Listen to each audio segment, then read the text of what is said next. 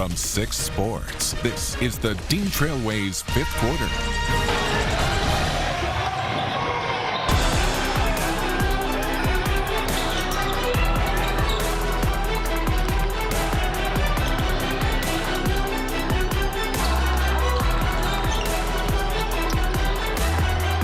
This is Anthony Ianni, former Michigan State basketball player. And what time is it? It's time for the 5th quarter on Channel 6. Go Green.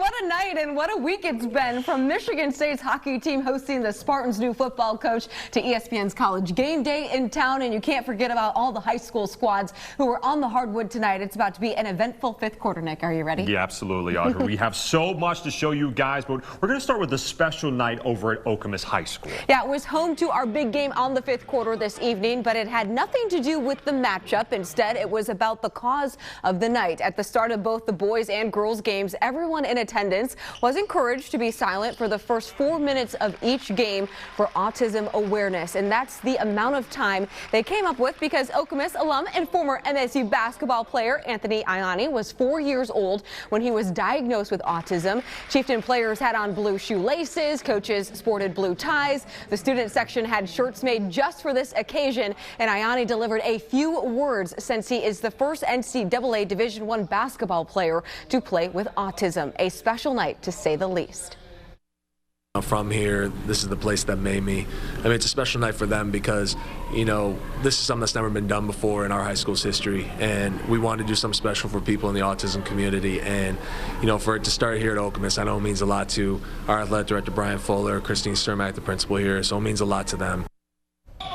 Now to the game. Okemos hosting Waverly, and the question on everyone's mind is, would Jeff Wanch and his crew stay unbeaten in the blue? Waverly was hot out of the gate. Bryson Franta fights off the defender and lays it in for the and one. But in the second half, the Chieftains were not going to let the Warriors dominate them, especially in their house. Owen Pruitt drops this beauty on the J, even with a Warrior in his face, to put Okemos up 9. And the Chieftain of the night was Ali Musavi at the top of the key, one of his 4 threes for a 19-point night. Okemos wins big at home, 60-41. Now over at Holt, the Rams were looking for a much-needed win in the blue, hosting East Lansing, who's still trying to keep pace with Okemos. And things look good for the Trojans. Now 3rd quarter, Marcus Warman hits the mid-range jumper. That put them up 10.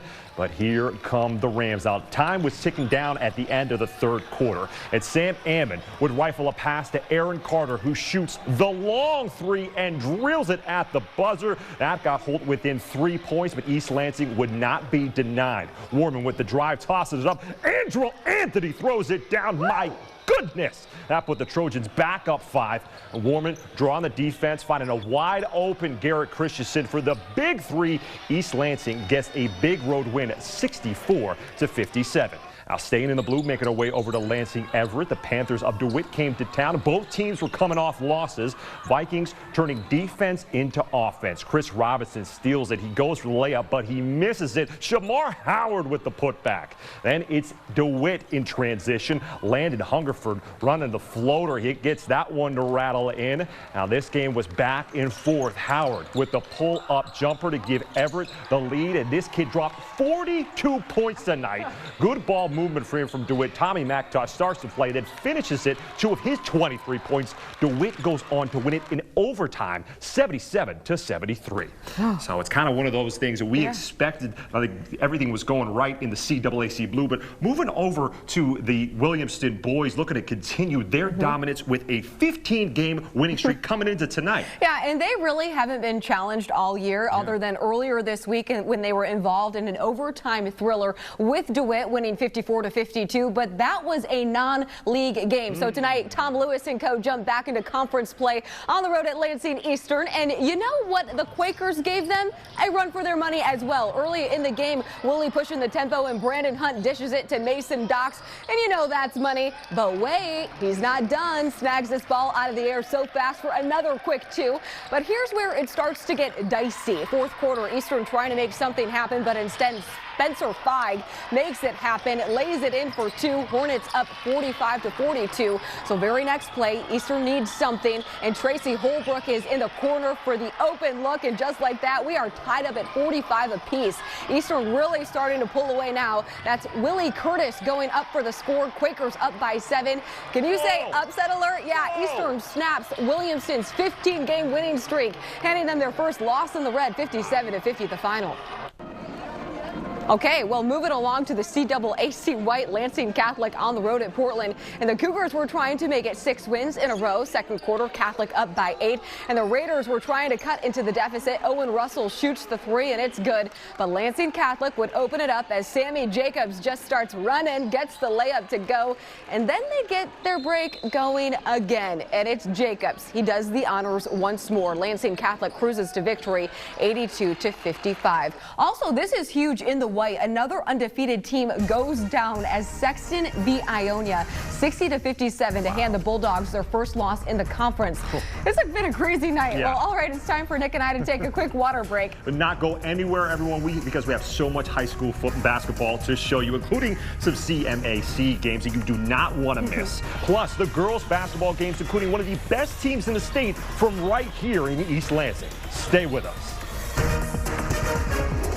Welcome back. Whether you prefer to say red hot, smoking, or on fire, all are perfectly acceptable when it comes to describing how the Pueblo-Westphalia boys are playing right now. The defending state champs in Division III have won 11 straight going into tonight's CMAC tilt against Saranac, and the Pirates are sitting atop of the league, basically in control of their own destiny. Aaron Beers and co came out on fire tonight. You're going to see a prime example here. Beers calls for the wide open shot, and it's nothing but net. Pirates with an early lead. And hey, does this look familiar? Yeah, it's Beers wide open again, and that's another 3 points. Now nearing halftime now, Beers with a no-look pass you're going to see to Nathan Martin, and he drains his second triple of the evening. Pirate Pete certainly got his workout in tonight. Pewamo rolls 67-14.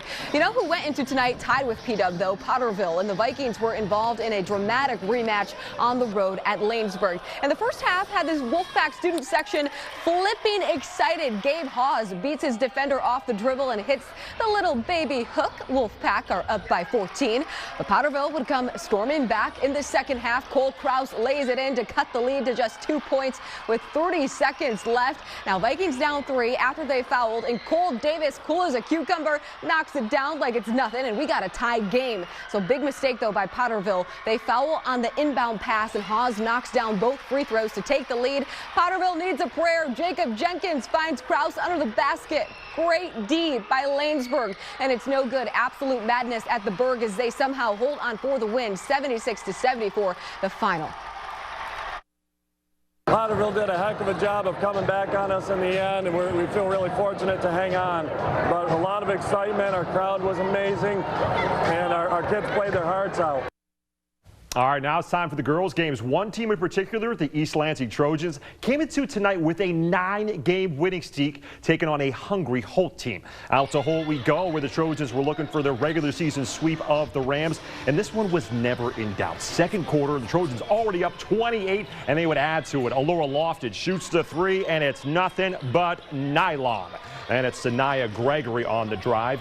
She finds a way around the defender and just puts it up and in as East Lansing just keeps the scoring coming. Then the icing on the cake with just seconds left in the first half. Soraya Timms on the drive, kicks it out to Lofton. The buzzer-beating triple. East Lansing rolls in this one, 71-30, thanks to what Coach Rob Smith says was a historic first half. I got to tell you, that's probably the best half of basketball we've played all year, and maybe one of the top 10 halves that we've played since I've been here at East Lansing. The ball just kept going in, and you know, so it wasn't that they were playing bad defense over there. It's just we just couldn't miss. Let's head over to Everett, where Bill McMullen and the DeWitt Panthers were in town trying to snap a 2-game losing streak. Second half, Isabel Gilmore drives into the lane where she kicks it to Miranda Spees, swishing it from the 3. Panthers were up big at that point. Then after an offensive rebound, Maura Lynch lets it go from 3, and she connects. DeWitt wins big on the road, 64-24, the final. In the CAAC Red, the Williamston girls tipped off in Quaker Country against Lansing Eastern, and it was all Hornets tonight. Third quarter, Sophie Cook gives it up, but she'd get it back, drives to the rack, count it for the bucket and the foul. Later, Elizabeth West gets it and decides, you know what? I'm going to shoot it right here. She adds on to the lead. Willie runs away with this one 67-15. I can tell you this, the game between Lansing Catholic and the Portland girls was anything but lopsided. They actually needed extra time to settle the score, and that's where we pick it up in OT. Everybody likes a battle under the basket, and eventually the ball is kicked out to Ashley Bauer. She drains the three. Portland up by 3 with 2 minutes left in OT. But you know what? The Cougars roar right back. Sarah English with a 3 of her own. It's good, and we're tied yet again. And they weren't done. Maddie Jacobs in the paint, and she plows her way to the basket, making it look easy. The Cougars stunned Portland, handing them their first conference loss, 47-43, the final. It was such a great high school environment, great game. Both teams played well, and it was a fun night. It was a huge win. Portland is such a great team. They're well coached, and they have so much talent. For us to come here at Portland and get the win, it's huge for us. Time for Audrey and I to take another break, but we got to talk some hockey. Michigan State taking on Michigan tonight at Mantas Arena. Plus, the ESPN College Game Day crew is in town. Well, when we come back, we're going to hear what the analysts think about tomorrow's game. Welcome back, everyone. What a night at Mantas Arena. Not only was there a sold-out crowd on hand, but there was a whiteout for the rivalry game against Michigan. And on top of that, the Spartans' new head football coach, Mel Tucker, was in the house for the ceremonial puck drop. Yeah, it was one of those. It was already going to be a great matchup with the Wolverines coming to town. But bringing Coach Mel Tucker in just fired up the entire arena. Out to Munt we go for what was an ugly one early. The Wolverines scored 2 goals in the first period, adding a third one just 19 seconds into the second period. And then a fourth one, Jack Summers from way out. His 4th goal of the season, first one in the rivalry. It was 4-0 for those who love maize and blue before Sam Saliba able to get one in from right in front of the net for his 10th goal of the season. And later in the third, the Wolverines twisting the knife with Jake Slaker's goal, his 2nd of the game. Wolverines go on to skate smoothly to a 5-1 win. Spartans head coach Danton Cole knows his team will rebound after the tough loss. I don't think it's an understanding. I think, just applying some of the things that we want to do, and there were certain things that, whether it was every time out in between periods, trying to get, some things, to make the game a little more difficult for them. And our guys care a lot. They're proud guys, and that's a tough one for them. But hey, we'll show up tomorrow morning and we'll get better. Well, speaking of special moments on campus, ESPN's College Game Day crew is in town for the Spartans game against Maryland tomorrow. Yeah, and guess how many times they've come to East Lansing now? 6, which is a Big Ten best. We'll let analyst Seth Greenberg tell you why he and his crew are back at the Brez for another year. We wouldn't be here unless Michigan State was once again a team that could compete at the very highest level. And this game is a game of significance against a very good Maryland team. And the energy and the enthusiasm, the excitement is going to be what we're looking for.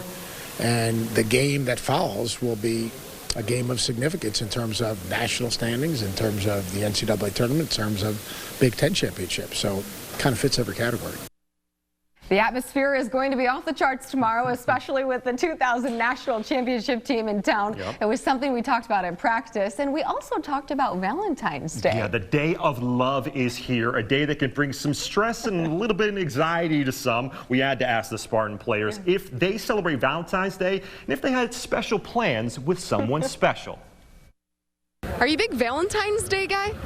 Valentine's Day? Ooh. I mean, Are you a big Valentine's Day guy? Yeah, I can be. I can be. You know, I try to show love. Where love is due.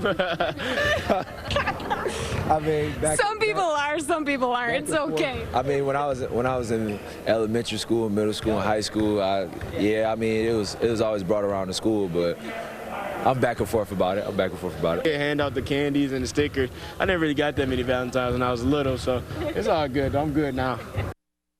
Cassius playing it cool as a cucumber. Of course. He's a hopeless romantic. Absolutely. All right, well, that's it for us on the fifth quarter this evening. We hope that you enjoyed it. Happy Valentine's Day. Night, everyone.